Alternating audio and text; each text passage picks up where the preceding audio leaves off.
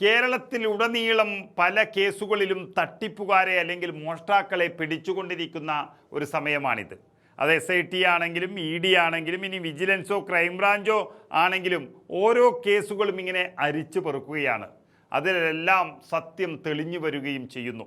ഒട്ടുമിക്ക കേസുകളിലും ഇപ്പോൾ പ്രതിസ്ഥാനത്ത് വരുന്ന പ്രധാനി എന്ന് പറയുന്നത് പിണറായി വിജയനായി മാറുകയാണ്. ഒന്നല്ല, ഒരുപാട് കേസുകളിൽ പിണറായി പ്രതിയാകാൻ പോവുകയാണ്. പിണറായി വിജയൻ്റെ ഒരു തട്ടിപ്പ് രീതിയിൽ ഏറ്റവും വലിയ പ്രത്യേകത എന്ന് പറയുന്നത് എല്ലാത്തിലും നേരിട്ട് പോകാതെ മധ്യസ്ഥരെ വച്ചാണ് നടത്തുന്നത്. ശബരിമലയിൽ നടന്ന ഞെട്ടിപ്പിക്കുന്ന സ്വർണ്ണക്കൊള്ളയിൽ ദേവസ്വം പ്രസിഡന്റുമാരാണ് മധ്യസ്ഥരെങ്കിൽ കേരളത്തിൽ നടത്തിയ കോടാനുകോടി രൂപയുടെ പൊതുമരാമത്ത് അതുപോലെ നിർമ്മാണ മേഖലയിൽ ആ മധ്യസ്ഥർ ഊരാളുങ്കല്ല് സൊസൈറ്റിയാണ് എന്നും പറഞ്ഞു വരുന്നു.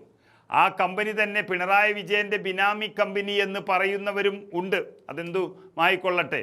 എന്നാൽ ഏറ്റവും വലിയ വിഷമം തോന്നുന്നത് കരിമണൽ കർത്തയുമായി തട്ടിപ്പ് നടത്താൻ സ്വന്തം മകളെ തന്നെ മധ്യസ്ഥയാക്കി എന്നുള്ളതാണ്. തനിക്കൊരു സഹായവും മുഖ്യമന്ത്രിയുടെ മകൾ നടത്തുന്ന കമ്പനി നൽകിയിട്ടില്ല എന്നും എങ്കിലും കോടിക്കണക്കിന് രൂപ ഇങ്ങനെ കൊടുത്തുകൊണ്ടിരിക്കുന്നത് അവരുടെ പിതാവായ പിണറായി വിജയനുമായുള്ള അടുപ്പവും മുഖ്യമന്ത്രിക്കുള്ള അനധികൃതമായി കൊടുക്കുന്ന കോടിക്കണക്കിന് രൂപ കൈമാറാനും വേണ്ടിയിട്ടാണ് എന്ന് വെളിപ്പെടുത്തിയിരിക്കുകയാണ് ശശിധരൻ കർത്ത. പിണറായി വിജയൻ്റെ 10 വർഷത്തെ ഭരണം കൊണ്ട് പരമാവധി വെട്ടിച്ചെടുത്ത പണത്തിൽ നിന്ന് കുറച്ച് പിണറായിക്ക് തന്നെ കൈക്കൂലിയായി കൊടുത്തു എന്നാണ് ഇതിൻ്റെ അർത്ഥം. ഭരണം മാറിയപ്പോൾ ഇനി അദ്ദേഹത്തെ കൊണ്ടൊന്നും കഴിയില്ല എന്നും ഇനിയും പിന്തുണച്ചാൽ തനിക്കും തൻ്റെ ബിസിനസ്സിനും വലിയ തിരിച്ചടി ഉണ്ടാകുമെന്നും ഉറപ്പിക്കുന്നതോടെയാണ് ശശിധരൻ കർത്ത എല്ലാം തുറന്നു പറഞ്ഞിരിക്കുന്നത്. പച്ചയായ കൈക്കൂലി വാങ്ങിയ ഒരു മുഖ്യമന്ത്രി തൻ്റെ മകളെ തന്നെ അതിൻ്റെ മധ്യസ്ഥ ഇടയാളായി നിർത്തി എന്നുള്ളത് ഏറ്റവും വലിയ തെറ്റും വൃത്തികേടുമാണ്. ആ സത്യമാണ് സ്വന്തമെന്ന് പിണറായി കരുതിയ ശശിധരൻ കർത്ത തന്നെ പുറത്തുവിട്ടിരിക്കുന്നത്. അതോടുകൂടിയാണ് പിണറായിയെ ചോദ്യം ചെയ്യാൻ ഇപ്പോൾ ED ഉടൻ തന്നെ എത്തും എന്നുള്ള വാർത്തകളും വരുന്നത്.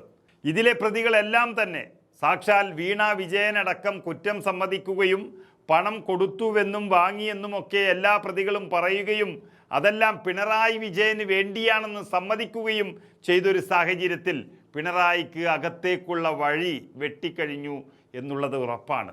അതുപോലെ തന്നെയാണ് ശബരിമലയും. അവിടെ മോഷണം നടത്തിയ ദേവസ്വം ബോർഡ് അധ്യക്ഷന്മാരെല്ലാം ജയിലിനകത്തായി. എല്ലാവരെയും പിണറായി വിജയൻ തന്നെയാണ് നിയമിച്ചത്. അപ്പോൾ അദ്ദേഹം അറിയാതെ ഒരാൾ പോലും മോഷണത്തിന് കൂട്ടുനിൽക്കില്ല. അറസ്റ്റിലായ പ്രസിഡന്റുമാർ അത് CPM നേതാക്കളായതുകൊണ്ടും പാർട്ടിക്കും അവമതിപ്പും ഉണ്ടാകുമെന്നുള്ളത് കൊണ്ടും ആരും ഇതുവരെ അത് പുറത്തു പറഞ്ഞിട്ടില്ല. എന്നാൽ പത്മകുമാർ ഏത് സമയവും പുറത്തു പറഞ്ഞേക്കാം. പ്രശാന്തും അതുപോലെ തന്നെയാണ്. തന്നെ കൊടുക്കിയതിൽ വലിയ വിഷമത്തിലാണ് അദ്ദേഹം. ആരെങ്കിലും ഒരാൾ തന്നെ പറഞ്ഞാൽ മതി പിണറായിയുടെ കാര്യം അകത്താകുന്ന സ്ഥിതിയാകും. അതിനുള്ള അന്വേഷണമെല്ലാം ഇനിയും നടക്കുമെന്ന് കേരളത്തിൻ്റെ ദേവസ്വം മന്ത്രി മുരളീധരൻ്റെ വാക്കുകളിൽ തന്നെ വ്യക്തമാണ്. അതുപോലെ തന്നെ പിണറായി കൊന്നിനു പിറകെ ഓരോന്നായി പണി കിട്ടുന്ന കേസുകൾ ഊരാളുങ്കൽ സൊസൈറ്റിയുമായി ബന്ധപ്പെട്ടതാണ് എന്നും വാർത്തകൾ വരുന്നു. കാരണം ടെൻഡർ പോലുമില്ലാതെ കേരളത്തിലെ വമ്പൻ പ്രൊജക്റ്റുകളിൽ കരാറെടുക്കുന്നൊരു കമ്പനിയാണ് വടകര കേന്ദ്രീകരിച്ചുള്ള ഊരാളുങ്കൽ സൊസൈറ്റി. പിണറായിയുടെ സ്വന്തക്കാർ തന്നെയാണ് അതിൻ്റെ പിന്നിലെല്ലാം ഉള്ളത്. വയനാട്ടിലെ വീട് നിർമ്മാണം ഒന്ന് മാത്രം പരിശോധിച്ചാൽ മതി. എത്ര കൂടിയാലും 150 കോടി രൂപയ്ക്ക് തീർക്കേണ്ടുന്ന 410 വീടുകളുടെ നിർമ്മാണത്തിന് അവർക്ക് പിണറായി വിജയൻ അനുവദിച്ച് നൽകിയത് 299 കോടി രൂപയാണ്. അതിലൊരു അന്വേഷണം വന്നാലും അതിൻ്റെ ഉദ്യോഗസ്ഥർക്കും സത്യം പറയേണ്ടി വരും. അത്തരത്തിലുള്ള അന്വേഷണമാണ് ഇനി വരാൻ പോകുന്നത്. അപ്പോൾ സർക്കാരിൻ്റെ പണം ഊരാളുങ്കൽ സൊസൈറ്റി വഴി എത്തിയിരുന്നത് എവിടേക്കാണ് എന്ന് വളരെ വ്യക്തമായി നിയമത്തിൻ്റെ മുന്നിലെത്തും.